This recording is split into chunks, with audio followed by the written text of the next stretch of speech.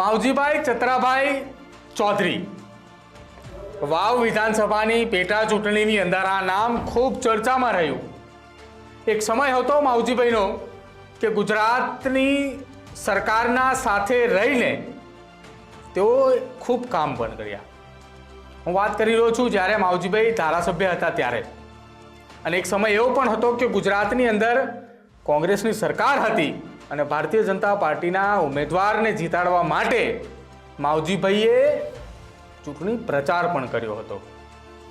હું એ જ માવજીભાઈની વાત કરી રહ્યો છું કે જે માવજીભાઈએ એક સમયે ભૂતપૂર્વ મુખ્યમંત્રી શંકરસિંહ બાપુએ એક પેટા ચૂંટણીની અંદર મુખ્યમંત્રી પદ માટે રાધનપુરથી ચૂંટણી લડ્યા હતા અને તેમની સામે ચૂંટણી લડાવવા માટે ભારતીય જનતા પાર્ટીએ શંકર ચૌધરીને મેદાને ઉતાર્યા હતા અને એ યુવા ઉમેદવાર શંકર ચૌધરીના સમર્થનમાં માવજીભાઈએ સતત પ્રચારમાં જોવા મળ્યા હતા, પરંતુ તેમાં તેમની હાર થઈ હતી અને શંકરસિંહ બાપુ ત્યાંથી જીત્યા હતા.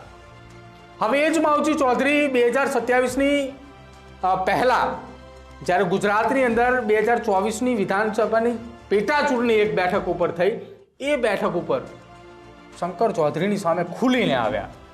ચૂંટણી પ્રચારની અંદર શંકર ચૌધરીની સામે માવજી ચૌધરી અનેક એવા પ્રહારો પણ કર્યા.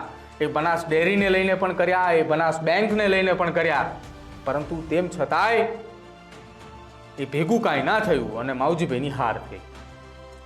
જ્યારથી માવજીભાઈએ ફોર્મ ભર્યું હતું ત્યારથી માવજીભાઈને મનાવવા માટે રાજ્યના મુખ્યમંત્રીએ પણ ફોન કર્યો માવજીભાઈને. આ વાત માવજીભાઈએ સતત કહેતા આવતા હતા. સાથે બનાસકાંઠાના પૂર્વ સાંસદ પરબતભાઈ પટેલ, બનાસકાંઠા જિલ્લા કોંગ્રેસની, બનાસકાંઠા જિલ્લા ભાજપની આખી કમિટી, આ સહિતના તમામ લોકોએ માવજીભાઈની મુલાકાત કરી. માવજીભાઈને બનાસ બેંકના ચેરમેનના પદની પણ ઓફર કરી. આ તમામ વસ્તુઓ કરી, પરંતુ તેમ છતાંય માવજીભાઈ માન્યા નહીં અને માવજીભાઈ લડી લેવાના મૂડમાં જોવા મળ્યા. જ્યારે 1 તારીખ આવી અને નક્કી થઈ ચૂક્યું કે આ બેઠક ઉપર હવે માવજીભાઈ લડવાના જ છે, એટલે ભાજપે પોતાનો નવો ફોર્મ્યુલા અપનાવ્યો અને એ નવા ફોર્મ્યુલાની અંદર મુખ્યમંત્રી સહિત અડધા ડઝનનું એ આખું મંત્રીમંડળ એ મેદાને ઉતરી ચૂક્યું અને તમામ લોકો પ્રચારની અંદર લાગી ચૂક્યા. આ પ્રચારની અંદર ભારતીય જનતા પાર્ટી તરફથી અલ્પેશ ઠાકોરે પ્રચારની જવાબદારી સંભાળી હતી અને અલ્પેશ ઠાકોરની સાથે ઠાકોર સેના પણ મેદાને હતી. આ તમામ લોકોનો એક ટાર્ગેટ હતો કે પહેલાં માવજી ચૌધરી અને ત્યારબાદ એ કોંગ્રેસના ઉમેદવાર ગુલાબસિંહ રાજપૂત સામે પ્રચાર કરવો. અને ક્યાંક આ બંને વસ્તુઓ અને સાથે સાથે માઇક્રો પ્લાનિંગ કરવામાં આવ્યું, તેના કારણે ભાજપની જીત થઈ અને માવજીભાઈની હાર થઈ. ભારતીય જનતા પાર્ટી એ પહેલેથી જ નક્કી કર્યું હતું કે પહેલાં માવજીભાઈની સામે ખરાખરીની ટક્કર લેવાની છે. એટલે શરૂઆતના તબક્કાની અંદર ત્યાંથી વિધાનસભાના અધ્યક્ષ શંકરભાઈ ચૌધરી મેદાને નહોતા, પરંતુ ત્યારબાદ તેઓ પણ મેદાનમાં આવ્યા. જેવા શંકરભાઈ મેદાનમાં આવ્યા તેમની સાથે માવજી ચૌધરી પણ મેદાનમાં જ હતા અને બંનેને આમને સામને સ્ટેજ ઉપરથી આક્ષેપો પ્રતિ આક્ષેપો થયા અને આ તમામની વચ્ચે મતદાન પણ પૂર્ણ થયું. મતદાનની ગણતરી પણ થઈ. માવજીભાઈએ એવું ધાર્યું હતું કે અન્ય સમાજના ઇતર જાતિના જે વોટો જે છે તે મેક્સિમમ તેમને મળે, પરંતુ બાજી પલટાઈ ગઈ અને અન્ય સમાજના જે મતો હતા એ 3ના ભાગની અંદર ક્યાંક વહેંચાઈ ગયા. સ્વરૂપજી ઠાકોરની જીત એ નિશ્ચિતપણે બાબરના જે ઈવીએમ ખોલ્યા તેમાંથી સૌથી વધુ ઠાકોર સમાજના મતો આવ્યા તેના કારણે થઈ અને તેની પાછળનું કારણ હતું એ અલ્પેશ ઠાકોરનો પ્રચાર. પરંતુ માવજી ચૌધરીને ચૌધરી સમાજના જે મતો હતા તેમાંના માત્ર ને માત્ર ક્યાંક જો વાત કરીએ તો 30થી 40% આસપાસ મત મળ્યા અને તે રહ્યું તેમની જીતનું કારણ.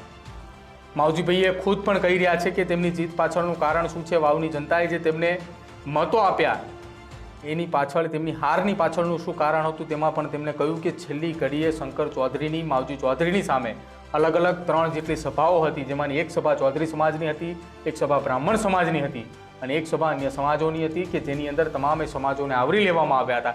આ 3 સભા જે કરવામાં આવી, આ 3 સભા માવજીભાઈના ગઢની અંદર કરવામાં આવી અને એ ગઢની અંદર જે સભા થઈ એ સભા થકી માવજી ચૌધરીની હાર થઈ. આ વાત માવજીભાઈ ખુદ એ ન્યૂઝરૂમની વાત સાથે ટેલિફોનિક વાતચીત જે કરવામાં આવી હતી તેની અંદર તેમણે સ્વીકાર પણ કર્યો.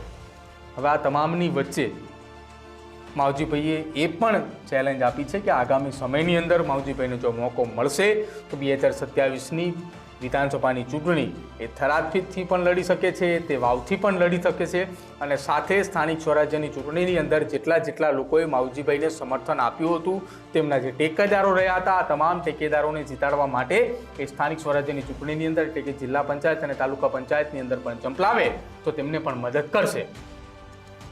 એક સમયના ભારતીય જનતા પાર્ટીના ખાસ ગણાતા માવજીભાઈ હવે તેમની સામે ખુલીને પડે તેવું પણ લાગી રહ્યું છે. જે માવજીભાઈ એ પાટીલના પાવર ઉતારવાની વાત કરતા હતા, એ જ માવજીભાઈનો પાવર હવે ઉતરી ગયો હોય તેવી ચર્ચાઓ અને તેવી વાતો એ ભારતીય જનતા પાર્ટીના ખેમાની અંદર વાવ અને બનાસકાંઠામાં થઈ રહી છે. તમારું શું માનવું છે માવજીભાઈની હાર પાછળનું કારણ? એ શંકરભાઈ ચૌધરીની એ સભાઓ કે પછી એ માવજીભાઈનો ઓવર કોન્ફિડન્સ? જો આપ જાણતા હોય તો અમારા કમેન્ટ બોક્સની અંદર જરૂર જણાવજો. અને અમારી ચેનલ ન્યૂઝ રૂમને આપ લાઇક કરજો, શેર કરજો અને સબસ્ક્રાઇબ કરવાનું ભૂલતા નહીં, કેમ કે આવીને આવી જ ઝીણવટભરી પોલિટિકલ અપડેટ અમે આપના સુધી પહોંચાડતા રહીશું. જોતા રહેજો ન્યૂઝ રૂમ.